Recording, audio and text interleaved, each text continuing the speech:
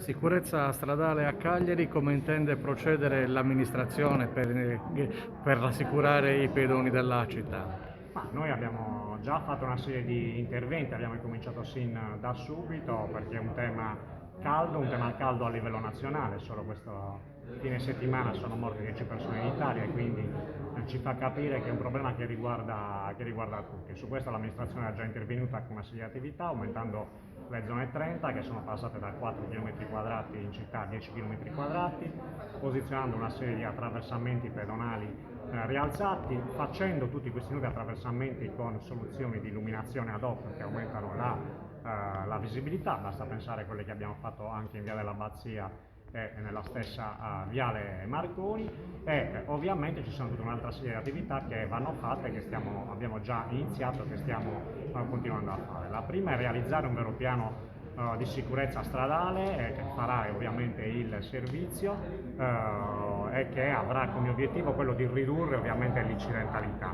La seconda è utilizzare ovviamente la Polizia Municipale con una serie di campagne ad hoc legate all'attività di rimozione per esempio delle auto in prossimità degli incroci, a cercare di ridurre il più possibile, se non eliminare del tutto le doppie file, andare a rendere sempre più visibili gli incroci in modo tale da ridurre il rischio di incidenti, fare campagne ovviamente di controllo, l'abbiamo visto già in questi 2 mesi, abbiamo ritirato una serie di patenti per guida in stato di ebbrezza e quindi l'utilizzo dell'etilometro. E poi in tutta questa attività, devo dire che nell'attività di pianificazione degli interventi sulla sicurezza stradale abbiamo individuato nel bilancio del comune 500.000 euro che erano a disposizione dell'amministrazione sin dal 2013, che non sono mai stati toccati, mai utilizzati, che ci permetteranno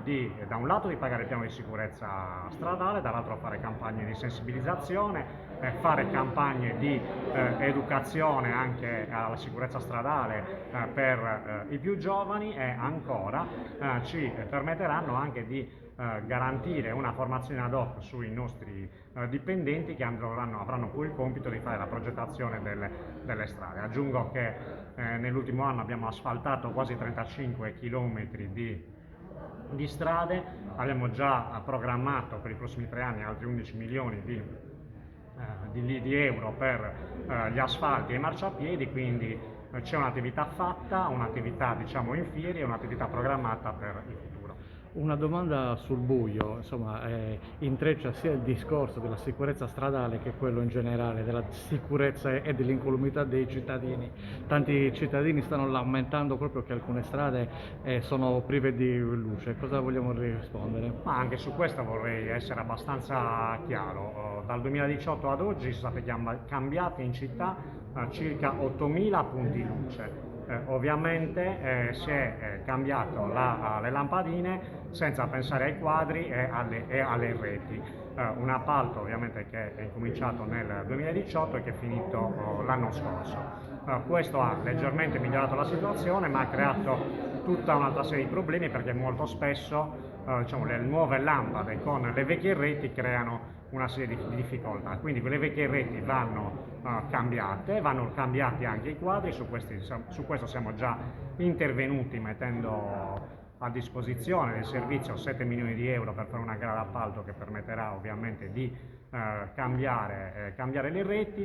Abbiamo riscontrato anche tutta una serie di manomissioni sistematiche degli impianti di illuminazione dei quadri, per le quali stiamo aspettando il report dalla società che aveva la manutenzione in quest'ultimo periodo, e secondo quello che risulterà dal report siamo pronti a fare una denuncia contro ignoti, perché oggettivamente alcune delle situazioni che si sono verificate nel corso degli ultimi mesi sono state particolarmente gravi e anche abbastanza particolari. Abbiamo una nuova ditta di manutenzione che ci permette, laddove si verificano delle situazioni di mancanza di illuminazione, di poter intervenire tempestivamente, situazione che non avevamo a novembre e a dicembre, perché nessuno ha partecipato a ben 3 gare d'appalto e quindi non avevamo nessuno che potesse fare la manutenzione. Oggi questa situazione è parzialmente risolta, i problemi sono limitati, ci sono alcune realtà, alcune strade in cui magari si spengono le luci, ma siamo in grado di intervenire abbastanza rapidamente. Voglio anche ricordare che ci sono tante altre zone che sono illuminate come prima non lo erano, penso solo a Via Roma che sino a un anno e mezzo fa era il buio più totale.